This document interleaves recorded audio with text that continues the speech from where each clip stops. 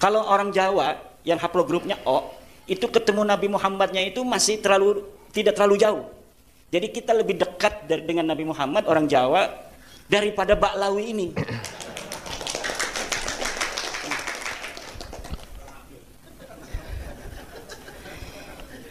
Itu Kiai dapatnya dari mana? Ya saya kan punya teman dokter dari BRIN. Dokter dari BRIN yang sekarang beliau giat untuk memberi pencerahan kepada masyarakat Indonesia tentang bahwa pengakuan Baklawi ini secara ilmu DNA itu mustahil. Jadi secara ilmu DNA mustahil, secara ilmu nasab tidak terkonfirmasi dalam ilmu sejarah. Tidak terkonfirmasi itu apa? Maudhu'un munqati'un mardudun. Nasab mereka itu tidak menerima. Ya silahkan kalau tidak menerima, dalilnya mana? Sampai sekarang tidak ada. Tidak ada dalilnya. Bahkan kalau mereka memberikan dalil itu yang akan memakan mereka. Semakin mereka membuat dalil itu yang memakan mereka. Kenapa? Ya orang nggak ada apa-apaan di sananya, blank. Ditulis sekarang ini manuskrip, bikin sendiri. Ya emangnya manuskrip palsu itu nggak bisa diteliti? Bisa diteliti, Pak. Nggak bisa. Manuskrip itu bisa diteliti. Orang nggak bisa ngebohong dengan kertas, nggak bisa. Kalau misalnya dia ini salinan, kayak kemarin Murtado Az-Zabidi. Murtado Az-Zabidi katanya mengarang kitab Ar-Raudul Jali. Murtado Az-Zabidi itu 1205, abad 13 Hijriah awal. Katanya mengarang kitab Ar-Raudul Jali. Ini Az-Zabidi ulama besar, pensarah kitab Ihya Ulumuddin. Pensarah. Makanya Yai Afid husnudon pada Imam Zabidi, Yai Afifuddin Muhajir, wakil Rais Am. Kalau misalnya beliau bikin status Nasabu Ba'alwi bainal musbitina wal munfin. Kiai Imad lahu dalilun wa Murtado Zabidi lahu dalilun. Kiai Imad punya dalil, Murtado Zabidi punya dalil. Waduh, berarti kata saya Yai Afid belum tahu kalau kitab Murtado Zabidi Ar-Raudul Jali ini palsu. Maka saya bikin tulisan laporan kepada Yai Afid bahwa kitab ini palsu. Dari mana mengetahui kepalsuan? Gampang. Karena kitabnya sekarang sudah dicetak oleh pakar muhakkik yang ada di Yaman, namanya Ba'dzib. Nah, di dalam terbitan yang terbaru 2022 itu dia membuat sebuah muqaddimah di dalam kitab cetakan itu yang menerangkan bagaimana bisa adanya kitab Ar-Raudul Jali. Ternyata di dalam penelitian Ba'dzib itu, Dr. Ba'dzib dari Yaman, bahwa kitab yang dikatakan karangan Murtado Zabidi ternyata tidak dikenal. Kitab itu disebut manuskripnya ditulis oleh Hasan Muhammad Qasim. Hasan Muhammad Qasim ini wafat 50 tahun yang lalu. Di dalam keterangan itu dia mendapatkannya dari sebuah manuskrip yang ada di Khazanah Al-Wafaiyah di Mesir. Diteliti oleh Ba'dzib, kitabnya tidak ada. Yang katanya tulisan seseorang yang bernama Abdul Mu'ti. Katanya ini tulisan Abdul Mu'ti, saya menyalinnya dari sana. Ternyata tulisan Abdul Mu'ti itu tidak ada. Berarti kalau tidak ada, dia mengarang. Lalu bagaimana, apa motifnya seorang Mesir yang bernama Muhammad Hasan Qasim menulis tentang Baklawi? Ada benang merahnya, yaitu karena dia teman seseorang di Mesir yang bernama bin Yahya. Saya lupa apakah Ali atau Muhammad bin Yahya, dari keluarga Ba'alwi. Dan Alwi bin Tahir yang ada di Bogor dan di Johor, karena dia itu sering bolak-balik Bogor, Johor, karena punya tugas sebagai mufti di Johor, orang Baklawi, mendapatkan manuskrip ini dari bin Yahya Mesir ini. Lalu bin Yahya Mesir ini, menurut asumsi saya, dia menyuruh Hasan Muhammad Qasim untuk menulis itu. Kemudian Ba'dzib ingin mengetahui siapa sih Hasan Muhammad Qasim, diteliti oleh Ba'dzib. Ternyata Hasan Muhammad Qasim memang tukang bikin kitab palsu. Dia telah terbukti memalsukan seorang ulama besar namanya Al-Ubaidili Al-Aqiqi. Ulama besar yang hidup di abad 3 Hijriah. Kemudian dia menulis kitab sendiri, Muhammad Qasim ini, dengan judul Az-Zainabat. Zainab gitu. Ternyata kitab ini kemudian bukan atas nama dia dicetaknya, tapi atas nama ulama yang hidup di abad ketiga. Maka kata Ba'dzib, kitab Ar-Raudul Jali pun sama kemungkinan besar kronologisnya seperti kitab Az-Zainabat ini. Muncul dari ruang hampa, kemudian agar laris, kemudian ditulis nama ulama yang hidup di masa lalu. Itu yang terjadi. Itu bukan hanya satu. Ada lagi kitab Abnaul Imam fi Misr wa Syam. Ini kitab Abnaul Imam yang kemarin Pak Muhdor marah-marah sama saya tuh. Imaduddin Dajjal. Ini kitabnya ada, kitab abad keempat. 473 Hijriah. Di sini disebutkan Ubaid sebagai anaknya Ahmad. Kata saya, ini baru bangun orang ini.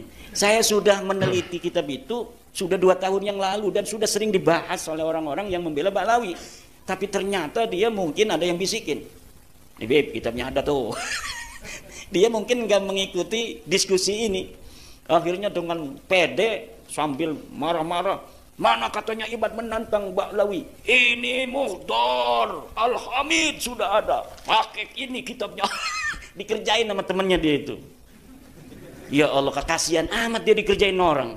Dia udah pede, kan kitabnya kitab asli bener tuh, kitab yang dicetak, bahasanya juga Arab. Ya siapa orang yang tidak sekolah itu, orang yang tidak mengerti metodologi penelitian pasti akan langsung, karena banyak ulama kita juga kiai-kiai pakai kitab itu. Abnaul Imam fi Misr wa Syam. Padahal kalau dibaca muqaddimahnya sudah jelas. Jadi kalau kita baca kitab sejarah Bapak-bapak, baca muqaddimahnya dulu. Pentahqiq itu kalau kitab masa lalu di muqaddimah itu dia menerangkan bagaimana ini sampai kitab 1000 tahun kok bisa ketemu di saya. Itu dia menerangkan dulu, kitab ini saya temukan begini, metodologi yang saya gunakan adalah sama sekali tidak menambahi. Itu dia akan mengatakan begitu kalau misalnya asli. Kalau ada yang kosong maka akan saya beri tanda titik 3. Titik. Itu ulama-ulama muhaqqiq yang jujur. Ada juga muhaqqiq yang bukan tidak jujur. Dia merasa mempunyai ilmu tentang apa yang tidak ada itu. Misalnya sobek. Tapi dia bisa melihat manuskrip yang mirip, kemudian kitabnya beda, tetapi ibarahnya, narasinya sama. Maka kemudian walaupun sobek, dia tambahin, tapi dia beri keterangan dalam footnote bahwa ini diambil dari kitab lain. Seret. Tapi dengan ada di muqaddimah keterangannya. Ada juga yang tidak jujur, seorang muhakkik kitab masa lalu itu, yaitu dia ambil kitab Abnaul Imam itu yang ditulis 199 Hijriah, tahunnya itu 199 Hijriah, namanya Imam Toba-Toba. Kemudian dicetak hari ini oleh Yusuf Jamalul Lail, diberi angka tahun 400 Hijriah. Jadi ulamanya tahun 199 Hijriah, di jilidnya disebutkan 473 apa 37 saya lupa, itu sekitar itu. Kemudian dikatakan ditulis oleh dia dan ditambahi oleh dia Yusuf Jamalul Lail yang hidup sekarang itu, dicetak atas nama ulama masa lalu. Ininya pemalsuannya itu luar biasa. Makanya orang itu kalau baca Abnaul Imam bingung, karena khotnya, komputernya itu sengaja khot yang susah dibaca juga. Coba baca kitab Abnaul Imam, susah dibacanya kitab itu. Kenapa? Supaya orang bosen. Supaya orang bosen dulu, yang penting keterangannya, nggak usah, ini mah susah dibacanya. Dan lihat di dalam kitab Abnaul Imam itu, judulnya gede kan, Abnaul Imam fi Misr wa Syam. Tapi sebenarnya dia tidak terlalu bohong juga. Ada judul kecil di atas Abnaul Imam itu, dia kasih judul kecil Al-Aqdul Masi. Coba lihat. Itulah sebenarnya nama kitabnya Al-Aqdul Masi itu, yang dikarang oleh Yusuf Jamalul Lail 1440 Hijriah. Mbek wingi ku mati nek mbek 2 tahun. Tapi di dalam kitabnya ditulis abad ke-5. Ning jerone dia sebutkan, di dalamnya dia sebutkan ini kitab ulamanya wafat tahun 199 Hijriah. Tapi kemudian naskahnya ada di cucunya yang hidup di abad ke-5, namanya sama Toba-Toba kan, nama marga. Seperti Ogan semua namanya. Kalau di Medan tuh batu bara semua. Kalau yang gas semua. Nah ternyata begitu. Jadi sudah, kata saya 2 tuh kan. Ada lagi kitab aneh namanya Tarikh Sambal. Kitab Tarikh Sambal dicetak, katanya ini kitab karya ulama Ba'lawi abad 10. Diteliti oleh ulama-ulama ahli tahqiq. Ini jangankan kitabnya, orangnya pun tidak ada, itu yang bernama Syekh Sumbul itu tuh. Orangnya nggak ada. Jadi orang bernama Syekh Sumbul abad 10 itu nggak ada. Lalu ketika dikritik oleh ulama, Muhammad Al-Habsyi ini mengambil kitab yang dia yang dia ambil itu, yang namanya dirubah menjadi Sumbul itu, yaitu Tarikh Ibnu Hisan. Sebenarnya kitab itu adalah karangan Ibnu Hisan. Apa dia motifnya sampai mengganti nama? Motifnya sangat mudah untuk ditebak, untuk mempertahankan nasab. Kenapa? Karena di dalam manuskrip Ibnu Hisan tidak ada nama Ba'lawi. Kalau dia menggunakan nama Ibnu Hisan ditaruhin Ba'lawi, sementara orang lain nanti punya manuskrip yang sama, dia ketakutan, takut manuskripnya ada lagi yang punya di negara lain, maka akan ketahuan bohongnya. Maka sekalian saja nama pengarangnya diganti agar tidak terdeteksi. Karena kalau namanya Tarikh Ibnu Hisan, dia takut masih ada di belahan dunia lain manuskripnya orang yang megang. Nanti kalau misalnya sama-sama dicetak kok beda. Itu motif-motifnya. Maka dalam ilmu sejarah ada yang disebut kritisasi sumber. Jadi setelah heuristik itu ada kritisasi sumber. Udah kitabnya numpuk, manuskrip numpuk, ini satu-satu diteliti. Ini katanya Ar-Raudhul Jalil Murtadha Az-Zabidi. Betul nggak ini karangan Murtadha Az-Zabidi? Coret, tidak layak untuk dijadikan sebagai sumber karena pengarangnya palsu. Dan di dalamnya itu baru melihat dari mana dia muncul. Kalau kita baca satu-satu banyak kebohongan. Masa iya seorang Murtadha Az-Zabidi itu berbohong? Orang mengatakan di dalam kitab Ar-Raudhul Jalil itu Ibnu Hajar, bukan Ibnu Hajar, Al-Ubaidili telah menulis bahwa Ahmad bin Isa hijrah ke Yaman. Ditulis di dalam Ar-Raudhul Jalil. Lah kita punya kitab Al-Ubaidili namanya Tahdhibul Ansab. Kita lihat di dalam kitab Al-Ubaidili, betul enggak itu Ahmad bin Isa hijrah ke Yaman? Enggak ada. Masa iya Syekh Murtadha Az-Zabidi bohong? Kalau kita meyakini itu kitabnya Syekh Murtadha Az-Zabidi, berarti kita menuduh Syekh Murtadha Az-Zabidi yang mengarang Ihya itu sebagai pendusta. Dan bukan hanya itu, banyak lagi tentang Mauladawilah dan sebagainya ditulis, padahal masa hidup Mauladawilah dengan katanya orang yang dia mengirim surat kepadanya itu tidak satu masa. Banyak itu. Kemudian yang terakhir itu Rumel, katanya ada kitab abad sekian. Bin Jadid mengarang kitab Al-Arba'un. Mana kitabnya? Enggak mau katanya. Belum boleh oleh sponsor saya. Bukan belum boleh, karena kalau disebutkan saya bisa mengatakan itu palsu. Karena gampang untuk meneliti sebuah algoritma yang telah kita banyak baca, hal-hal yang berkaitan dengan sebuah nasab yang kita teliti. Itu gampang, karena algoritmanya sudah jelas. 1, 3, 5, 7 udah jelas. Nggak mungkin 1, 5, 3, 1, 3, 5, 7 langsung ke 10. Nggak bakal.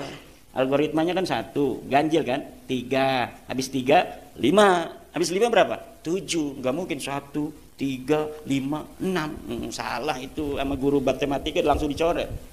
Saya sudah bisa untuk menebak algoritma yang akan diberikan oleh siapapun yang memberikan bantahan itu.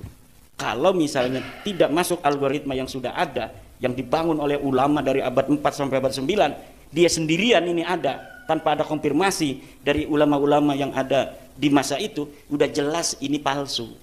Belum melihat kertasnya, baru melihat narasinya, saya sudah bisa mengatakan itu palsu karena tidak sesuai dengan algoritma yang sudah dibangun oleh ulama dalam catatan kitab-kitab mereka tentang nasab itu. Wong lah kaje, misalkan begini, ada orang mengaku saya pengurus NU, maka saya sekarang mau mencalonkan diri menjadi ketua umum PBNU, karena dari dulu saya dari MWC saya sudah jadi pengurus MWC. Sebagai apa dulu pengurus MWC? Saya sebagai LBM. Nah, tahun berapa? Tahun 70. Nah, tahun 70 kan pasti ada algoritma di situ. Ada orang yang jadi pengurus, ada susunan yang mungkin bisa manuskripnya ada, ya kan? Misalnya Yai Imam Syafi'i ini dulu tahun 70 belum lahir, apa udah lahir Yai? Belum kan? Misalnya jangan tahun ini lah, tahun 2000 Yai Muhammad Imam Syafi'i sebagai, jangan tahun 2000, sekarang aja nih. Tahun 2024 Yai Imam Syafi'i ketua PCNU Lampung Barat, betul tidak? Ada sekretarisnya tadi hadir, punya kan dilaminating kan? Nanti Ada orang mengaku pengurus PCNU Lampung Barat tahun 2024, mengaku dia wakil sekretaris misalnya. Mana dia bikin palsu di komputer, cet, sendiri nama dia. Thread satu, iya ada nama dia Soeharto misalnya. Tapi di punyanya Yai Imam Syafi'i tidak ada nama Soeharto. Di punyanya Sekjen tidak ada, tahunnya sama, tanda tangannya sama di bawahnya. Tapi namanya beda. Ini Soeharto muncul di dalam manuskrip dia doang sendiri. Di punya orang lain, pengurus lain tidak ada nama Soeharto. Ini yang salah ini sendiri, apa yang banyak itu? Ini nih sendiri yang palsu nih. Dia hanya bikin kepalsuan ini untuk nyalon ketua umum PBNU.